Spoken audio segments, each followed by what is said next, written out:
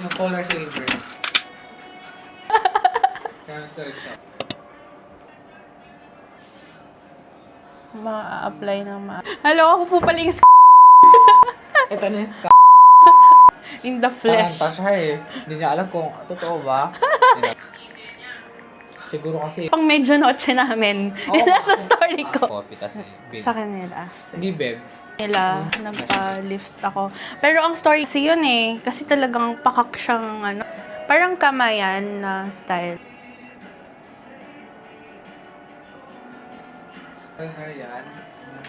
Nakakatawa. Kanina ko nagmana. Ayan o, guys. Sa tatay ko. Tapos ina-upload niya sa Facebook niya. Eh, nakalock naman yung profile niya. Tapos sabi niya, bakit ganito lang yung likes? Hindi ko sinasabi na nakalock. Ang aking hair.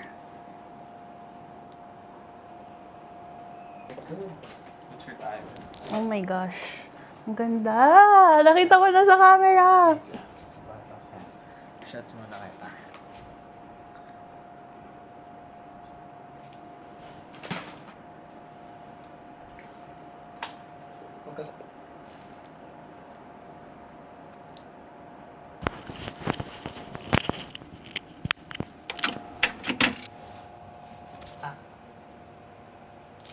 One more.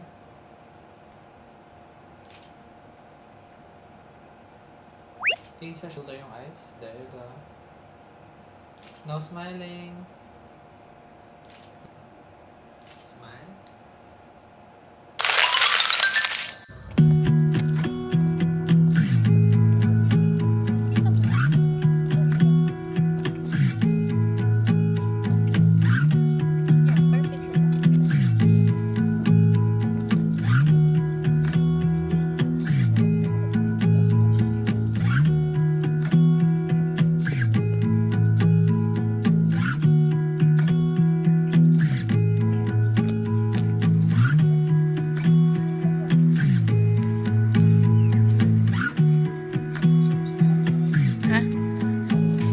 Tito, what does it feel like narangkwan si Allen?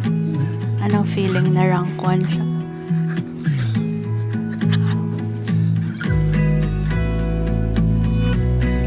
My feeling. More than feeling. Congrats, love. You're so funny, bro. Congrats.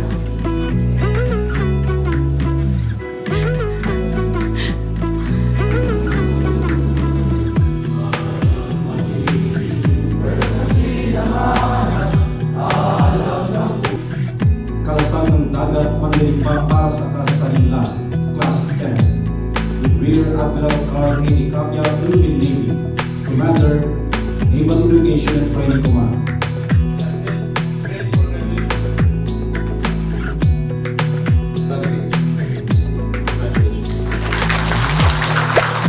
Probationary Ensign, Michael Allen C. Cabanos, Kappa Starlight. Graduating number 1 among 13 students. The Philippine Fourth Flag Officer naman, Philippine Navy Black of Distinction is awarded to Probationary Ensign Cabanos.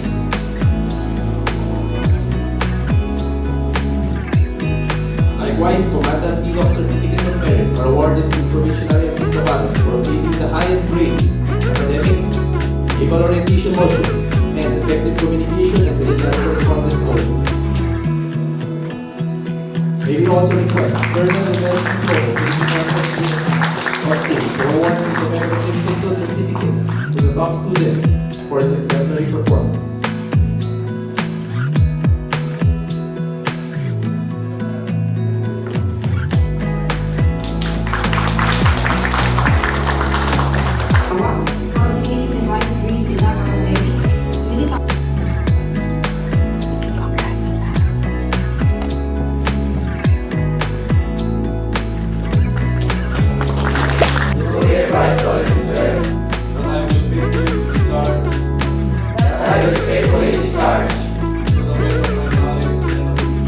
As member of the Officer Candidate School Alumni Association Incorporated.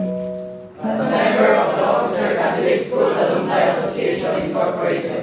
deliver the valedictory speech, may we call in Probationary Ensign Michael Allen C. Cabanos, Philippine Navy, PNSQC Kadariglan Class 10 valedictorian on the stage.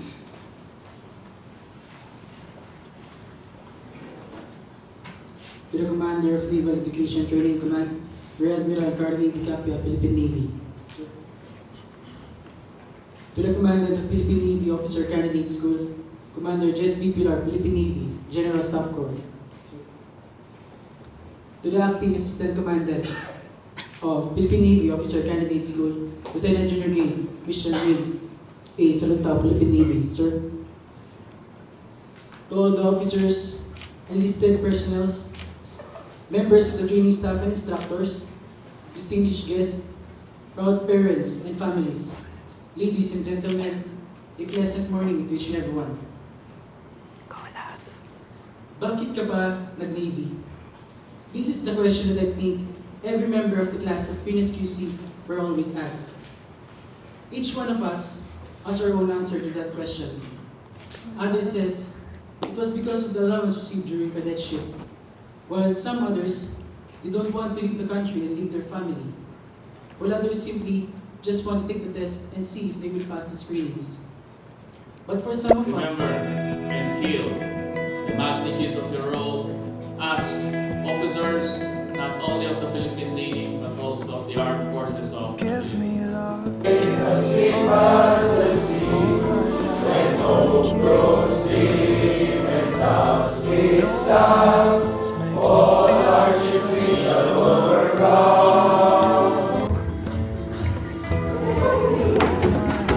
Could you hold my hand, look me in the eyes? You and me, yeah, that's all I need. We'll be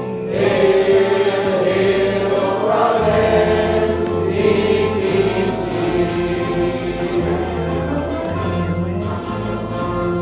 Before we finally conclude, may we request the Commander in Stay with you. All that we have is each other now.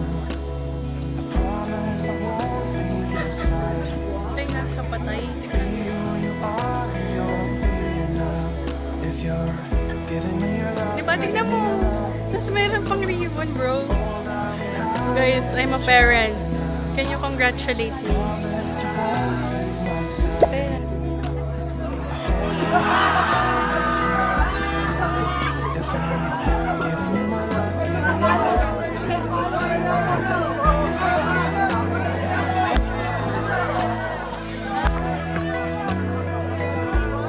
Ay, natapon sila sa ilog. Tara, tara. Tell me what you wanna do. I'll do anything. As long as I can be here with you, everything's alright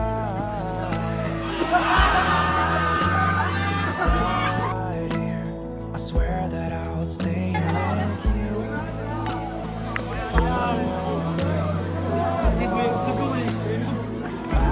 Stay with you. All that we have is each other now. I promise I won't leave your side.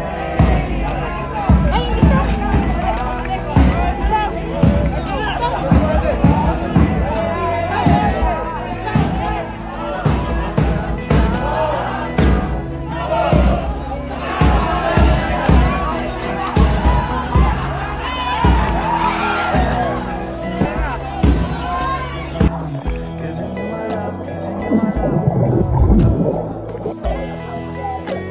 Underwater! Underwater!